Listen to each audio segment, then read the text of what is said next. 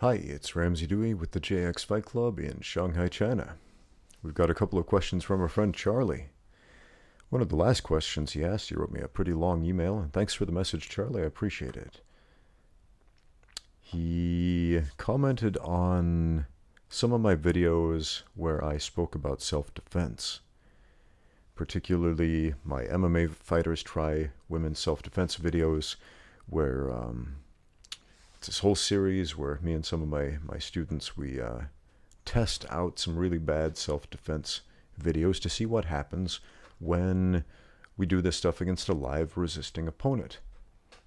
And they always fail hilariously because they're just really, really bad. Now, Charlie says that he tried out a self-defense technique, and it wasn't a particularly good one, but he tried it out with his friend and it seemed to work. So he has this question. He says, aren't your standards too high for self-defense? You have MMA as a reference, but it is against a trained person who wants to knock you out. In the street, maybe the guy will let you go if he sees it's not as easy as planned, or takes too much time, and someone else could come. Of course, it's better to have high standards, but maybe just because a technique doesn't work on an MMA fighter doesn't mean it's garbage. What's your opinion about that? Okay, well, a couple of thoughts there. Yeah, maybe if you put up any level of resistance against a certain type of person, maybe they will let go. Maybe they will think, oh, this is too much trouble. And then on the other hand, maybe they'll kill you. Here's the thing. It takes just as much time, just as much energy, just as much effort, just as much of your resources to learn how to fight effectively as it does to learn made-up garbage and nonsense. So why not learn how to do it the right way in the first place? On the other hand, if you become indoctrinated with garbage and nonsense, it is a difficult process to untrain yourself in order to learn it the right way. I often have the experience of people coming in to my gym from other martial arts experiences outside of combat sports. And they'll often have a black belt in some other martial art style. And they believe this will be an advantage to them, and then they start to train and they find that everything they've been indoctrinated in is not helping in the realm of mixed martial arts and actually holds them back. I see this a lot because they're so set in this very specific way of doing things that their mind and their body tend to reject anything that's different. So anything outside of their paradigm, their preset paradigm, is very, very difficult to process. So they have to learn how to untrain themselves first before they can learn to do it the right way in order to fight an actual living person who's fighting back. Now, that second part of your question, where you said maybe just because the technique doesn't work on an MMA fighter doesn't mean it's garbage. Okay, well, you have to look at these videos that I've made. Now, we're not using MMA techniques. We're not using anything fancy. All we do is offer mild resistance. For example, a guy grabs your wrist, and the women's self-defense video says, in order to break the wrist grab, do this thing that simply defies the laws of physics and biomechanics and against any level of resistance whatsoever will not work. And all we do is hold on with mild resistance. That's something a completely untrained person could do and would do if they attacked you by grabbing your wrist in a fight out on the street. So what's the difference if a trained MMA fighter grabs your wrist with mild resistance and some bum on the street grabs your wrist with mild resistance. There's no difference.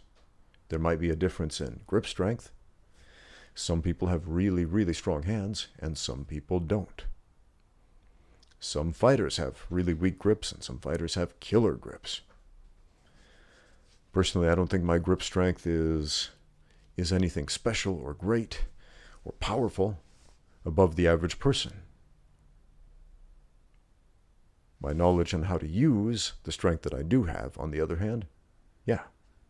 But if I'm just holding on to somebody's wrist, yeah, that's nothing you or anybody else couldn't do themselves. So, again, in the context of these videos that I've made, all we offer is mild resistance. We're not doing flying arm bars on these people or anything like that. But I get where you're coming from. I understand your concern, and I appreciate it. It is better to have high standards. Because after all, if your life is at stake, and you could save your life by either A, learning a course of action that is effective against most people, or B, learning a course of action that is effective against a smaller group of people, and only if they make a certain series of mistakes along the way, wouldn't it be better to go with option 1? So, I think it's important to take martial arts seriously. Self-defense in particular. Now, the reason I started making those MMA fighters try women's self-defense videos, and I'll tell you why. My wife, who I love more than anybody in this whole world, and she is not a stupid person. She is a smart, highly intelligent person. I showed her this video, this self-defense video that Marie Claire put out. The Marie Claire website, they have a YouTube channel. And they made this video with this fitness trainer, Lena Marty. And nothing against Lena Marty. She is an actress. She is a dancer. She is a very talented individual, but she is not a martial artist. She is not a self-defense expert. But they hired her to do a self-defense video, and it was bad. It was just bad information, poor execution of these techniques. And any level of resistance shuts them down. So I showed this to my wife, and I said, "What do you think?" And she said, "Well, that looks pretty good. I feel like I'm more prepared to deal with a violent assault now." And when I heard that, I thought, wow, again, my wife is a highly intelligent person. But a lot of people pass these videos around social media, a lot of people that I know and that I respect. And these videos get lots of views, millions of them. They're passed around millions of times around the internet. A lot of women out there will see videos like this, and just like my wife, they will think, hey, well, that's something I can do. I feel more prepared and more confident if somebody were to attack me in real life. And that disturbed me a lot. A lot. I remember thinking, man, if my wife can fall for that, anybody could. Because the average person who watches a video on YouTube, they don't sit down and think about it really critically. They think about it for a minute or two, and then that's it. And maybe if you hear something really, really profound, it might resonate with you for a while, but for the most part, we watch these videos on the internet for entertainment. To chill out after work or whatever, we sit down and look up something entertaining on YouTube to occupy our time, tickle our fancy. We sit down on Facebook to chat with our friends, to see what they're up to. And hey, my friend shared a self-defense video. I'm going to watch this because I love and respect my friend. And there's a high chance that if I love and respect my friend, I'm going to pay close attention to what they share. And if they're sharing some garbage self-defense, and I'm in a frame of mind of, oh, this is a person I love and respect, that might resonate with me, and I might think, well, my friend is good, so this thing they shared must be good too. So, man. So I started making these videos. Where we test them out. Because that was the big thing that was missing from all of these women's self-defense videos, was actual resistance, any level of it.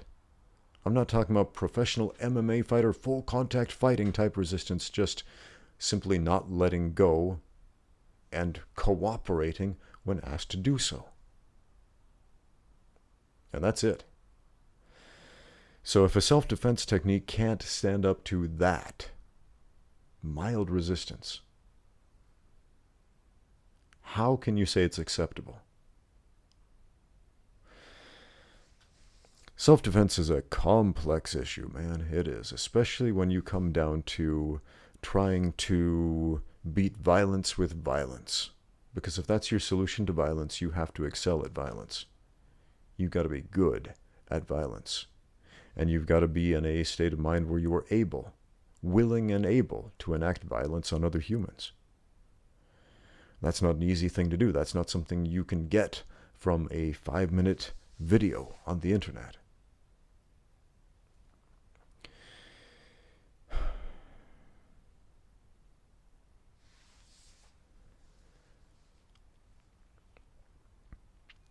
So are garbage techniques garbage?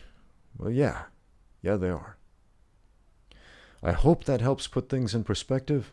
Let me know what you think in the comments down below, and if you have any other questions, please let me know, either in the comments or send me an email at ramseydewey@gmail.com. Thank you for watching. Now get out there and train.